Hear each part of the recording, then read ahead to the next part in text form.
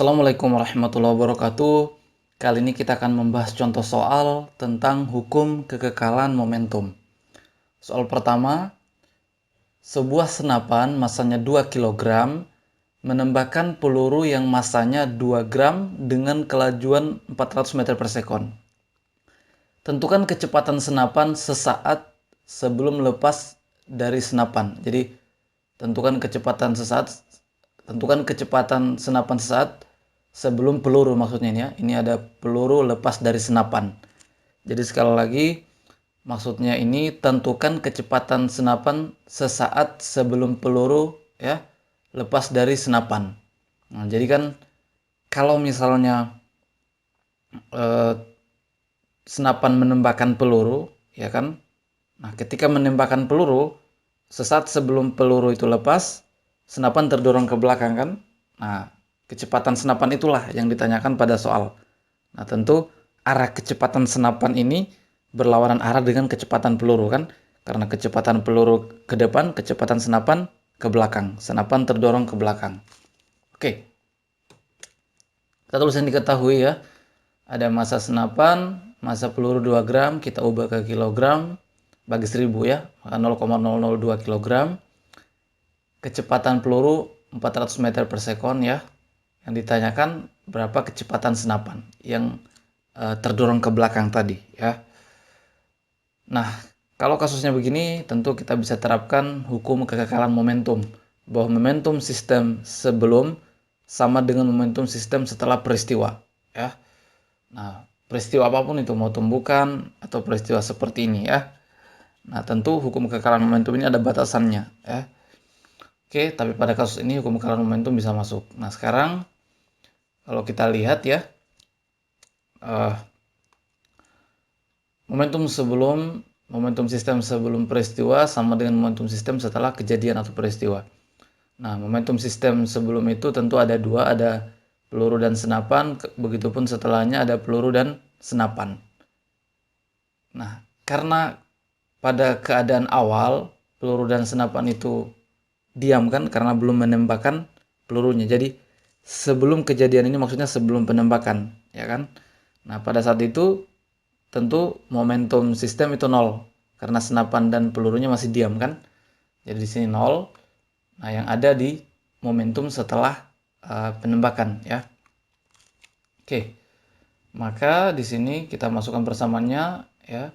Massa momentum kecepatan massa peluru kali kecepatan peluru setelah penembakan ya.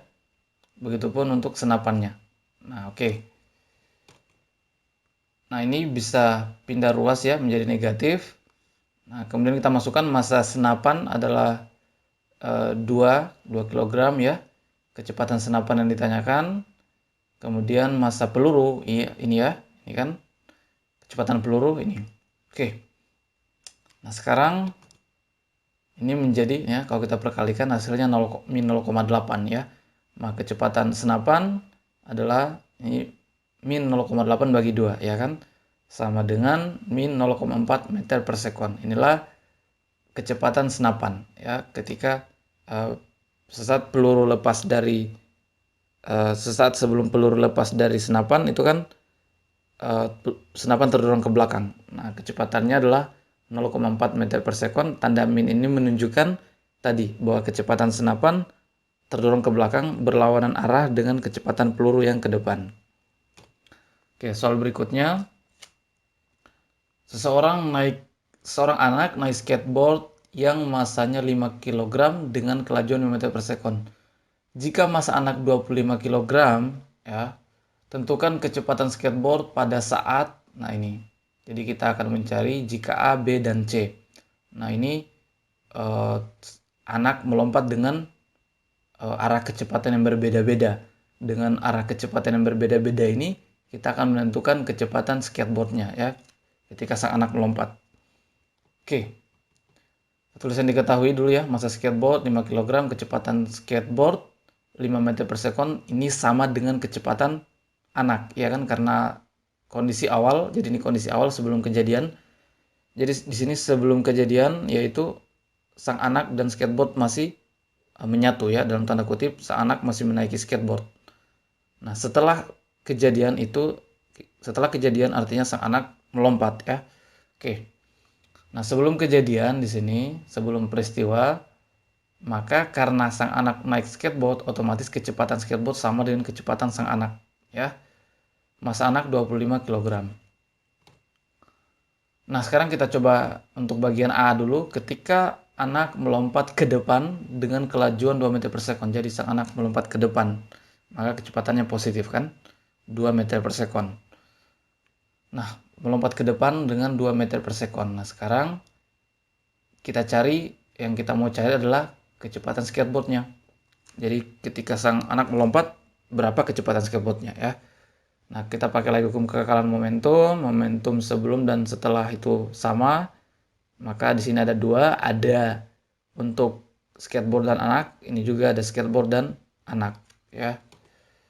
Nah, untuk skateboard, nah kita coba jabarkan persamaannya, tentu persamaan momentum seperti ini ya. Nah, maka tadi karena kecepatannya sama sebelum peristiwa ya, karena sang anak menaiki skateboard, maka V sama dengan VA. Maka bisa kita faktorkan seperti ini kan. Nah, tinggal kita masukkan ya, 5 dan 25 ya, 5 25. Ini juga ganti 5 ya kan. VA massa skateboard adalah 5, skateboard eh, kecepatan skateboard saat anak melompat. Ini V aksen, ini yang ditanyakan ya kan. Kemudian massa anak dan kecepatannya yaitu 2 ya, ke depan ini positif. Oke, maka ini 30 VA sama dengan 5 V aksen tambah 50 ya kan. Maka ini ya, VA-nya kita ganti 5 kan. VA atau V sama dengan 5. Maka ini menjadi 150 sama 5 V aksen tambah 50 ya kan. Maka 5 V aksen sama dengan, nah ini pindah ruas menjadi kurang di sini ya. Nah, maka ini menjadi 100, V aksen adalah 100 bagi 5 itu 20 meter per sekon. Inilah kecepatan skateboardnya, 20 meter per sekon. Bagian B, seorang anak melompat ke belakang dengan kelajuan 2 meter per sekon. Nah, ke belakang kan. Nah, kalau ke belakang maka min ya kan. Min 2 meter per sekon. Nah, kita pakai lagi kekalan momentum, langsung saja ke sini ya. Nah, ini sama, yang berbedanya di sini. VA-nya tadi positif, sekarang negatif karena melompat ke belakang. Oke, maka ini menjadi min ya, min 50. Maka 5 V aksen sama dengan, ya ini pindah jadi plus ya. Nah, 200 maka V aksen 200 bagi 5 adalah 40 meter per sekon. Nah, di sini kita lihat bahwa ketika anak melompat ke belakang, maka kecepatan skateboardnya lebih besar dibanding melompat ke depan. Ya, kenapa? Karena kalau anak melompat ke depan, skateboardnya akan terdorong ke belakang, makanya kecepatannya berkurang. Ya kan? Nah, kecepatannya bukan berkurang, kecepatannya tidak lebih besar dari ini. Kalau sang anak melompat ke belakang, otomatis sang anak mendorong skateboard ke depan, maka kecepatannya lebih besar ya kan? Nah, sekarang bagian ketiga. Nah, bagian ketiga ini yang menarik, seorang anak tadi melompat ke samping. Ya, melompat ke samping dengan kelajuan 2 meter per sekon. Misalkan ini ya, misalnya sistem tadi bergerak seperti ini, setelah itu anak melompat ke samping, misalkan ke atas. Ya, jadi kecepatan anak melompat itu ke atas, VA aksen. Ya, VA aksennya. Nah, maka tentu ada komponen X-nya dan komponen Y, di mana komponen Y sama dengan VA aksennya ini kan, karena sejajar. Nah, maka komponen untuk X-nya 0, ya kan, karena dia sejajar pada arah Y. Maka komponen X-nya 0 di sini, VA aksennya 0. Atau bisa kita gunakan persamaan ini ya. Nah, sebenarnya untuk menyelesaikan poin 3 ini kan kita pakai kekekalan momentum juga ya. Nah, di sini kita langsung saja 150 kan sama. Nah, untuk P aksen ini, momentum sistem setelah proses ini, kita sebenarnya bisa mencarinya menggunakan konsep vektor. Ya, konsep vektor. Nah, di mana ke sana adalah, ke kanan atau ke sumbu X ini adalah vektor untuk momentum skateboard, sedangkan yang ke atas atau yang tegak lurusnya atau yang ke samping adalah vektor momentum untuk anak. Jadi kita bisa mencari resultan. Jadi P aksen ini resultannya. Ya. Nah, jadi kita bisa menggunakan metode jajar genjang. Nah, nanti kita dapatkan hasilnya. Jadi P aksen ini bisa kita cari dari mencari resultan dari ke kanan itu adalah vektor untuk skateboard momentumnya, ke atas adalah untuk anak. Jadi resultannya di tengah. Kita bisa mencarinya pakai cara itu untuk P aksen ini. Nah, tetapi di sini saya menggunakan cara lain, tapi hasilnya sama ya. Nah, di sini kita menggunakan pemahaman bahwa karena sistemnya bergerak ke kanan, ya kan, kemudian sang anak lompat ke atas atau ke samping, ya kan, ke samping, maka yang maka dia tidak maka yang kita ambil itu hanya ini komponen VA X aksen ini, komponen X. Atau bisa juga kita katakan ketika sang anak ini melompat ke atas tidak akan mengganggu pergerakan sistem semula, ya, karena lompat ke atas, jadi karena lompat ke samping, ya kan. Kalau skateboardnya bergerak kemudian anak lompat ke samping tegak lurus, maka tidak mengganggu sistemnya, maka nanti tidak akan berkontribusi momentum anak setelah momentum anak melompat ini tidak akan berkontribusi pada sistem, makanya nanti 0. Nah, sehingga di sini kan kita tulis ya, ini kan 500 ya, 5 V aksen. Nah, ini kan bagian sini kan untuk untuk skateboard. Nah, bagian anaknya 0. Karena dia tidak berkontribusi pada sistem. Karena lompat ke samping, ya kan? Nah, makanya di sini adalah 0. Tapi bisa juga kita cari menggunakan resultan, hasilnya sama ya. Jadi P aksen ini bisa cari menggunakan resultan, atau bisa kita gunakan pemahaman bahwa ketika lompat ke samping maka tidak akan mengganggu pergerakan sistem, maka kontribusi momentumnya 0 di sini.